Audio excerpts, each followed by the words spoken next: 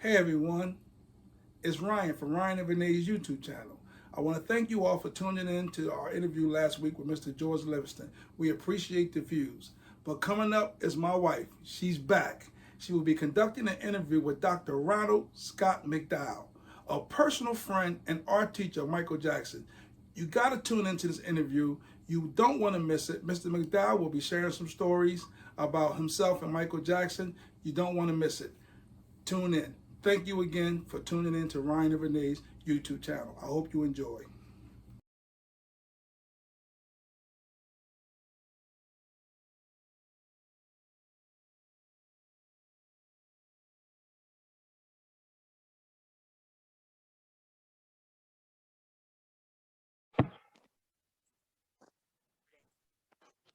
Hello, thank you so much for joining me today, Dr. McDowell.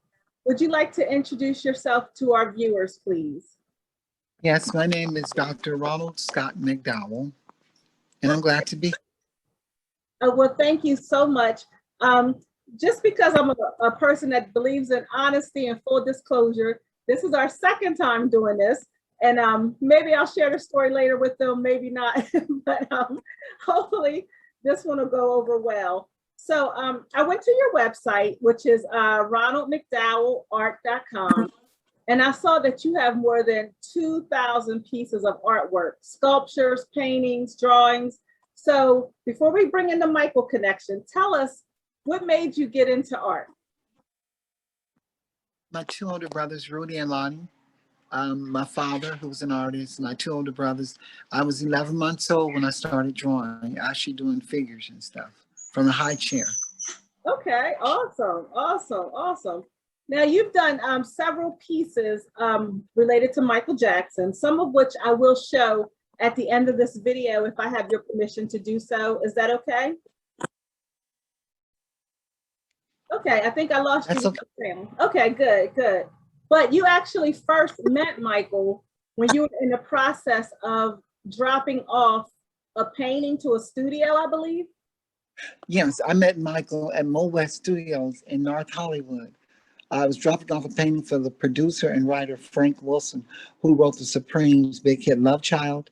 And then he began, by the time I was with him, he had already produced Keep On Truckin' and Boogie Down with Eddie, and produced all the Eddie Kendrick stuff when he left the Temptations. And he produced the new Supremes and helped them jumpstart their career. But Frank was a cool guy, and he asked me to do a portrait of his son, Franco Jr.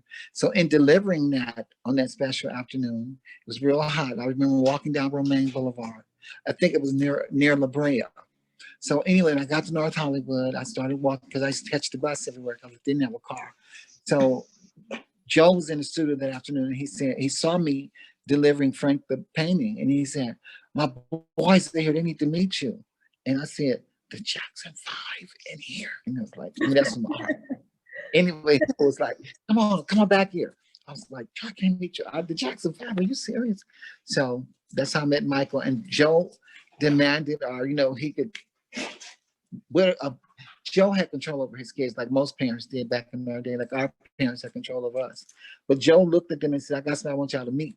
And every one of the boys came out of the recording booth, starting with Jackie, Tito, Jermaine, Marlon, and the last one who was doing the leads was Michael. And when Michael saw me, he wasted his can of grape crushed soda on my Flip Wilson and Geraldine painting. And the mark is still down the middle of between Geraldine and Flip Wilson.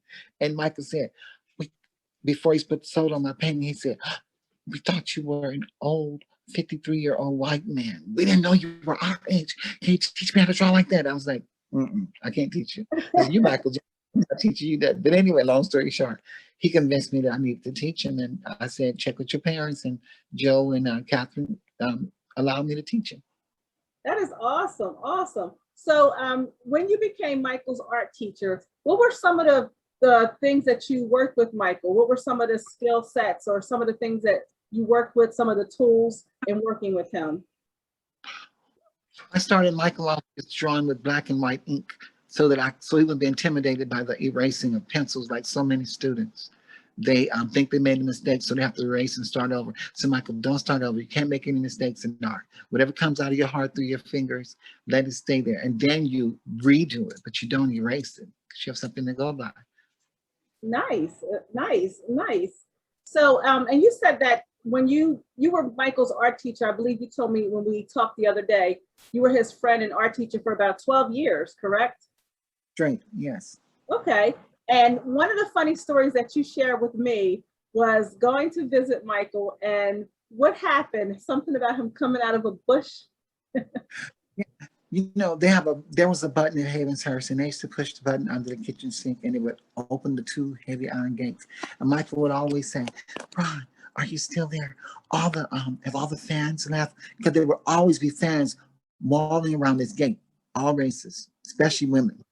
Much older than Michael. Michael was a teenager. He had women with their children there with cakes in their hand, pie, toys, gifts for Michael. And then finally, when they get tired of waiting for him, then he would open the gate for me. It wouldn't be long, about an hour or so. They're waiting with him. And this particular afternoon, Michael said, "Ron, are they gone?" I could hear him because the recorder was in the trees. You couldn't see it because it was hidden, but you could hear his voice. He said, "Ron, they're gone." I said, "Michael, they are gone. They're gone. They're up the street now. They heard the open gate." So he opens the gate. I run through the gate, walk, whistling. I walk through the gate. I usually do this long driveway at Havenshurst. And Michael says to me, and I see this figure jump from behind a big bush, and he starts doing karate moves, and he has on a karate outfit. And I'm like, he lifted my body up off the ground as if I was a piece of paper. And I know I outweighed Michael by at least 20 pounds because Michael had to be about 120, 130. I was at 140, 145. Wow, and he just picked you up like you were nothing. Big hands, big feet, but he had me off the ground in the air. Like and I said, "Michael, you throw me on that ground, we will never have another art class because I'm gonna be broke up." Now we're going to get back to Michael because I know that's why a lot of people are watching today, but I do want to spend some time talking about you. So growing up as an African-American artist, did you feel like you had to fight harder to be seen and get your artwork out there? Yes, because they weren't, back in the 70s and 80s when I was with Michael, they weren't accepting African-American artists. It was people like the people in Motown, like Bob Jones, some of the mayors of the cities that were maybe more partial to me as a person would allow me to do shows. But as a whole, I could not break into the art world, ever. Didn't let me in. And they would say things like, "Well, you haven't suffered enough. You have all this beautiful work, but you haven't suffered enough. I don't know how you're doing this at young as you are." And I know we spoke the other day, you said something about also getting gypped a lot in the beginning, people trying to take advantage of you. My very first show in San Francisco was at the San Francisco Art Gallery. I was still in high school. My mother and father came that evening. There were a lot of older artists. I was the youngest one there. I was only 17. And Charlie Howard was the mother of Paul Revere and the Raiders. And she had a big gallery in Frisco. And she had me give her all these paintings to sell. And I never saw her again. Couldn't get in touch with her or anything. Wow. And so I left a lot of work. And I did a lot of work for a lot of people when I was a teenager coming up. And they just kept them work. I never saw them again. Some would threaten me like, "I'll have your fingers broke if you ask me for another dime. And I have my boys meet you in the dark." Just because you know, and break all and get what you would do. Because when they said draw this or draw that, I was just happy to get a client. Right. And it's like with so many, why do you think James Brown? I was with James Brown a whole afternoon. We waited 3 hours for him to count his money at City Stages in Birmingham because he was used to people ripping him off. Same thing happened with Michael and Jonim. They went to a concert somewhere. After the concert, the promoter's gone, no name, a history of them. You know, it forces people like me not to trust people in this business. Right. I can imagine. Something a little bit more positive. You are a person who taught for many years at Tuskegee University, which is a historically Black college and university for people who don't know, and has a vast history for African Americans. Can you tell us a little bit about your experience there at Tuskegee? I sure can. My experience at Tuskegee has been like a rewarding when it's almost living with history. The people I only read about in books like Booker T. Washington, Carver, Rosa Parks, Coretta Scott King.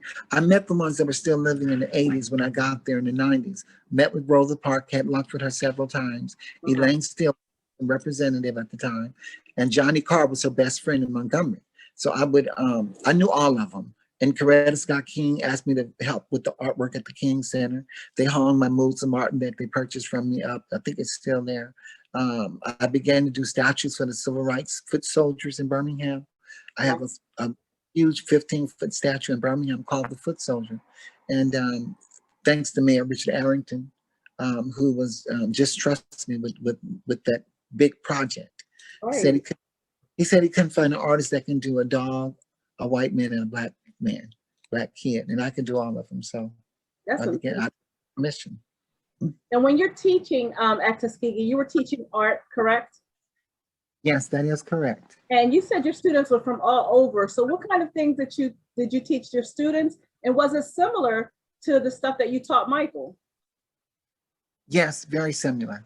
I would play games with Michael. I used to go to Cal Prep because I graduated before Michael and his brothers and some of the younger brothers before Michael, Marlon, and Randy.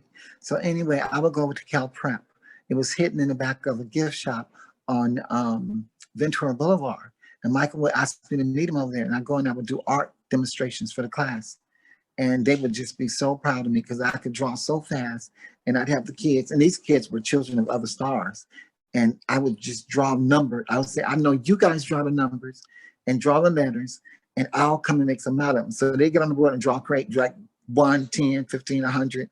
And then they do words like dog, cat, girl. And then I would draw pictures out of them before their eyes. And Michael and them was so happy I was there. Wow, that's pretty amazing. And at Tuskegee, I know the last time we spoke, you said your students were pretty international. So where did some of your students come from? It must have been awesome to be able to teach so many different individuals. I had students from Bahrain, or I think I'm saying it right, in Iran and Iraq. I had students from Israel, they're from India, students from Africa, different countries in Africa, Europe. I had one student came from London, and I was like, I just love the way the Black people talk in London. It's so proper, so clear.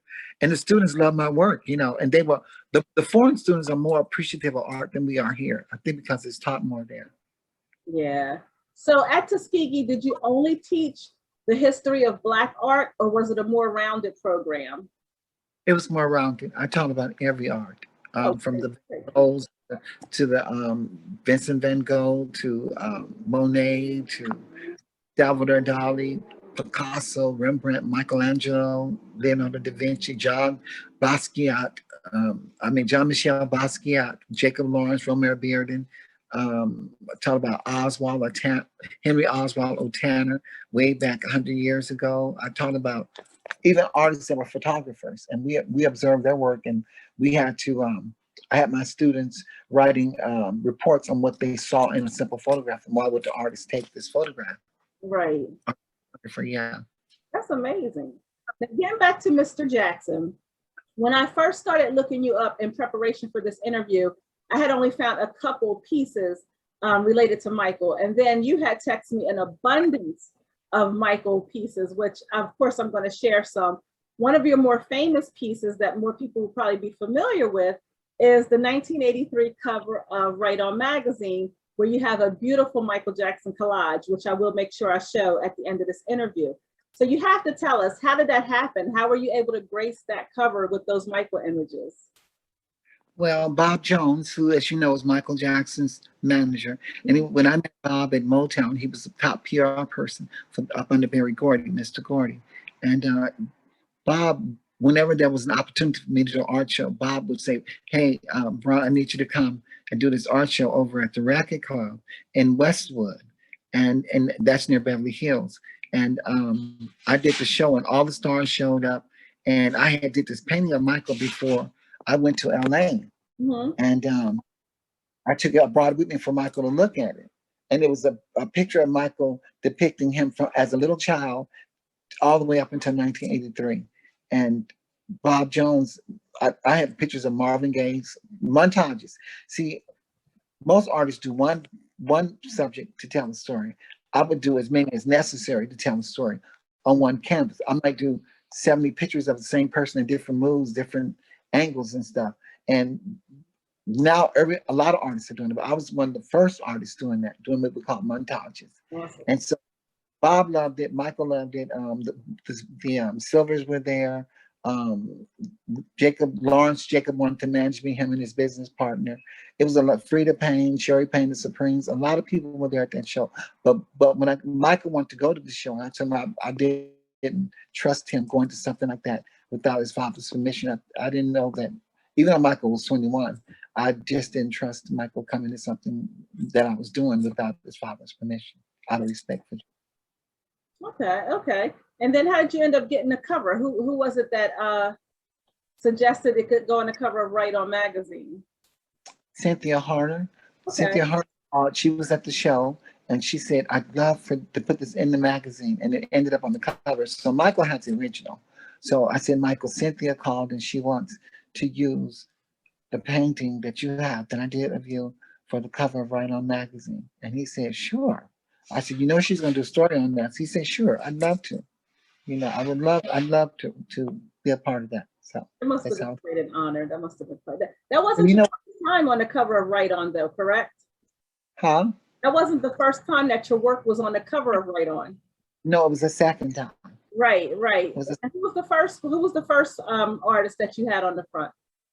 Billy D. Williams and Diana Ross from the movie Lady Sings the Blues. Okay. In September 73. Okay. September. Hey, that's awesome. That's still awesome. So we talked a little bit, you and I, about when the album Thriller came out. There's some drawings on the liner notes that you have a big connection to. So why don't you tell the fans a little bit about that project? Well, when I went over to Michael had a hideaway. I can tell it now because it's not a secret. But Michael had a hideaway in Reseda off of Lindley Drive, and nobody knew he was there. So that's where we were doing the lessons, because he gave me a tour of Havenshurst. They were rebuilding it, and I met the architect and the lady that was the project manager for rebuilding the house.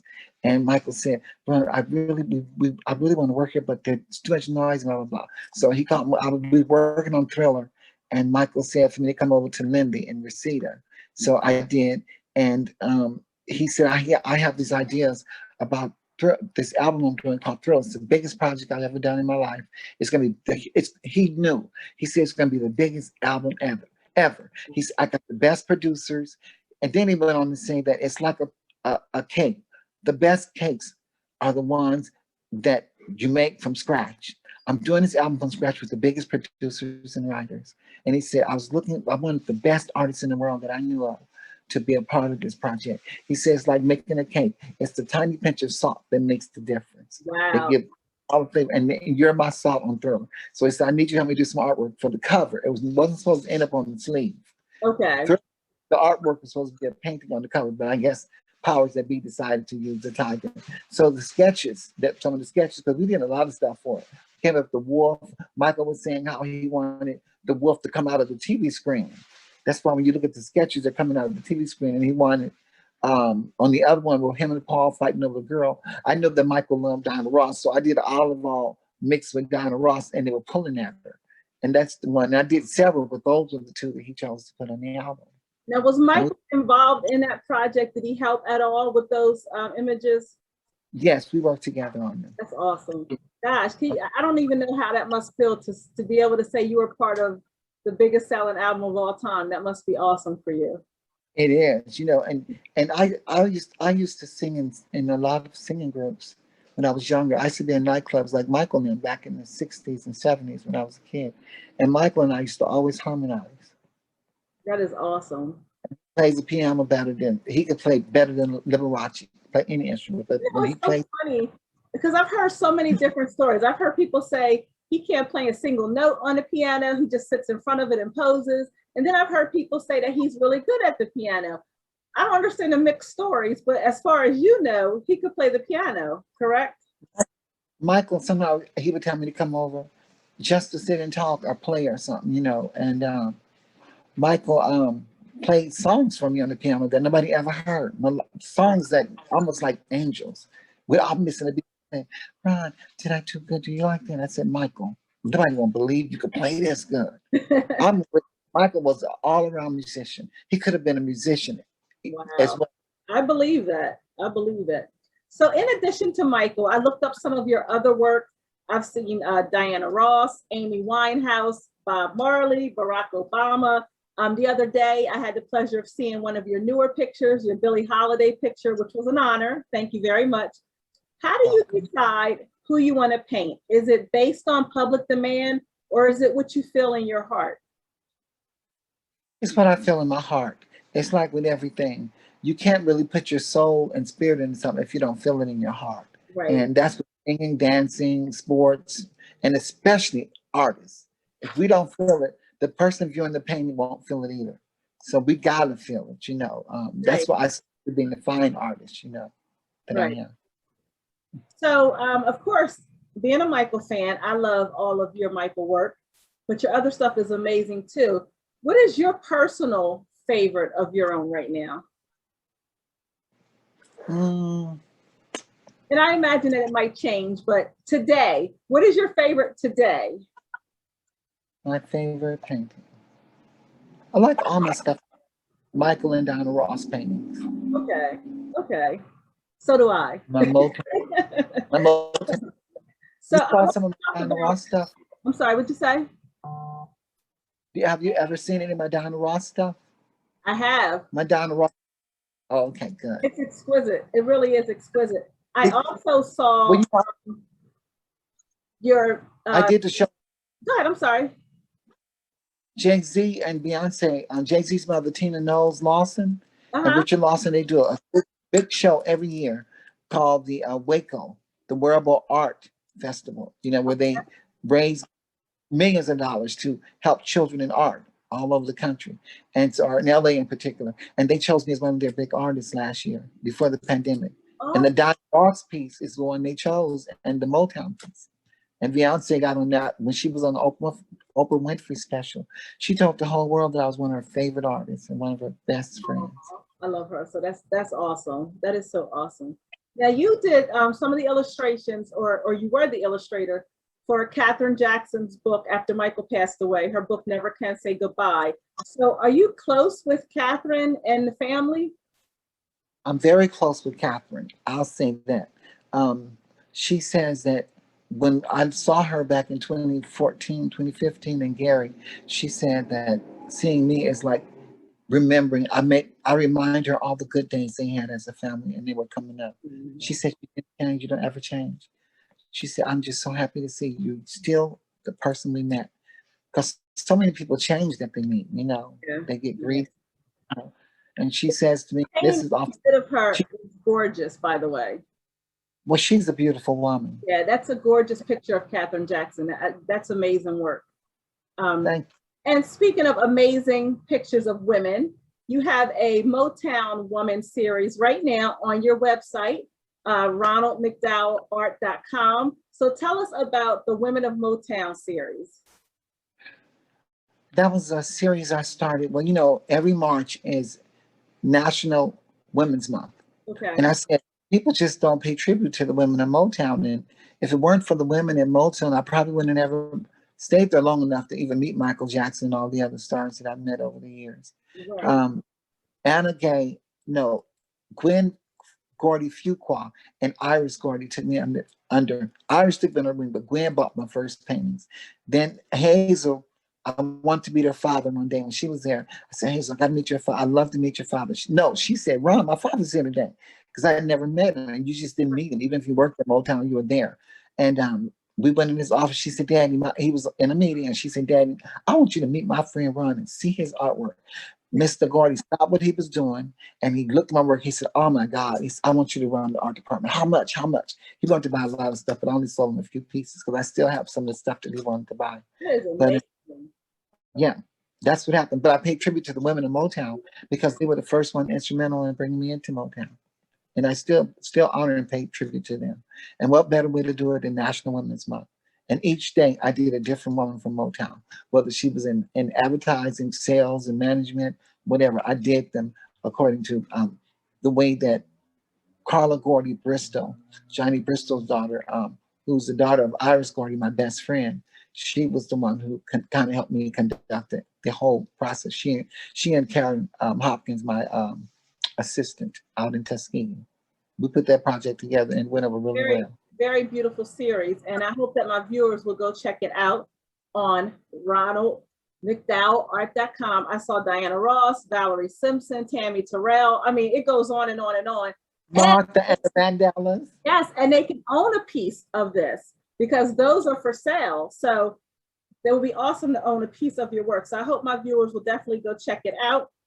So Well, you wanted to share, go ahead.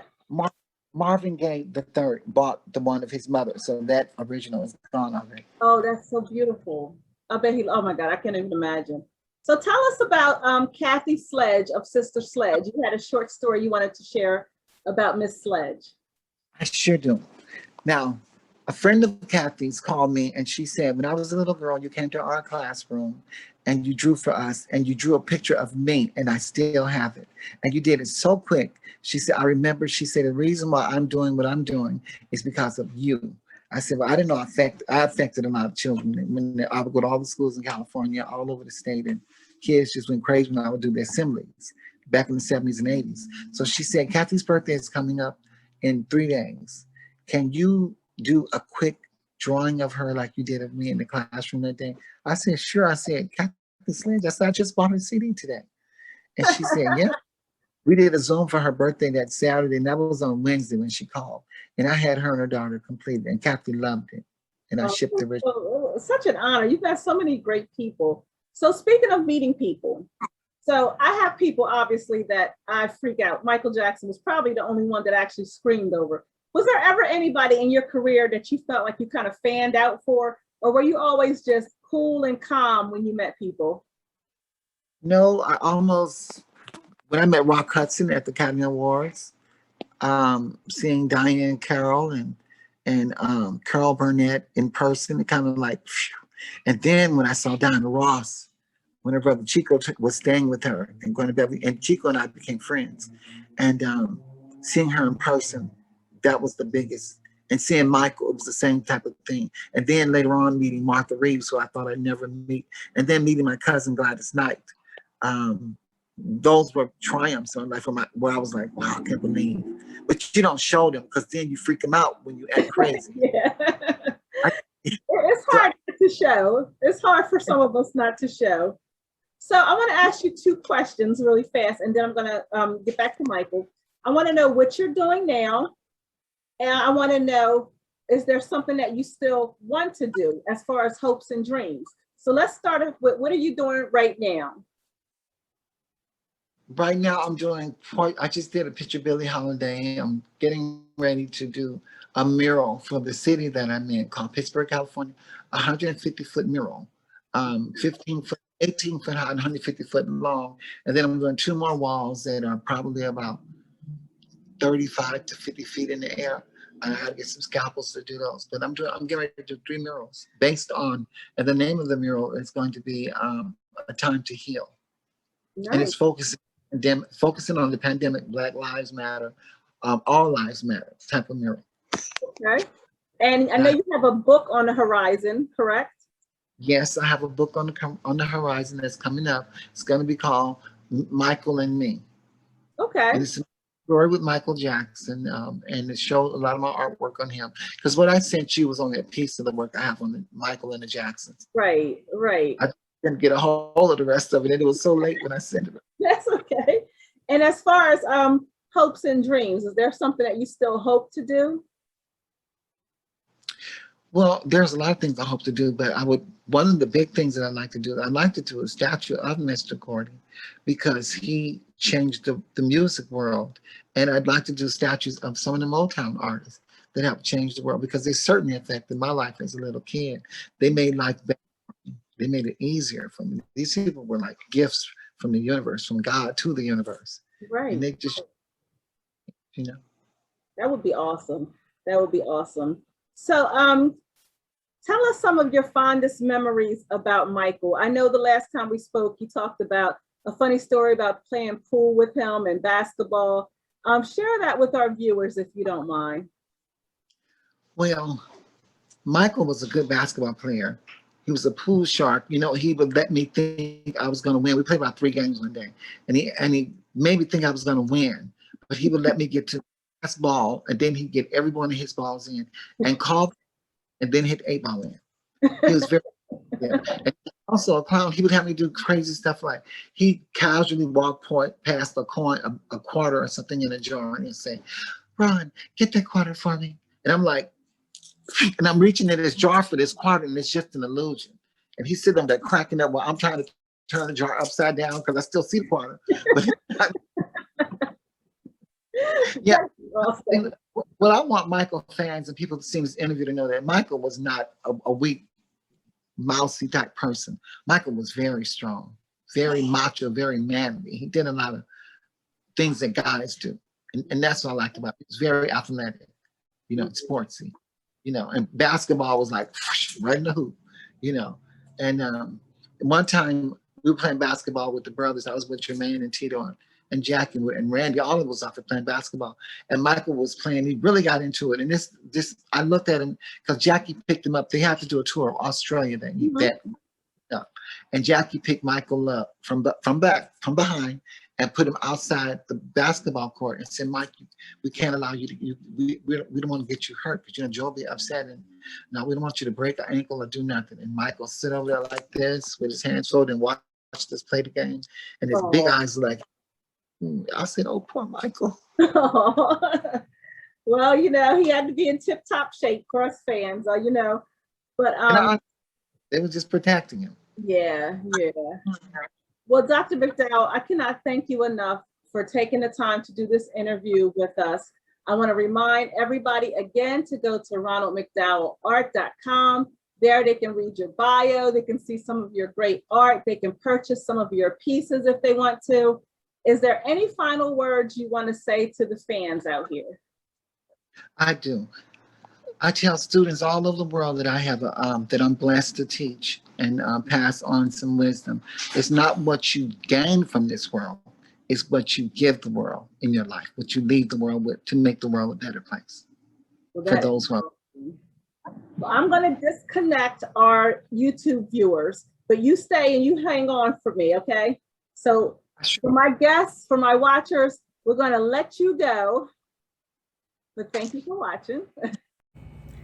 Thank you so much for tuning in to my interview tonight with Dr. Ronald Scott McDowell. If you'd like to learn more about Dr. McDowell, please go to his website at ronaldmcdowellart.com. There you can read his biography, you can view some of his art pieces, and right now you can even purchase some pieces from his Motown Women collection. Again, that's ronaldmcdowellart.com.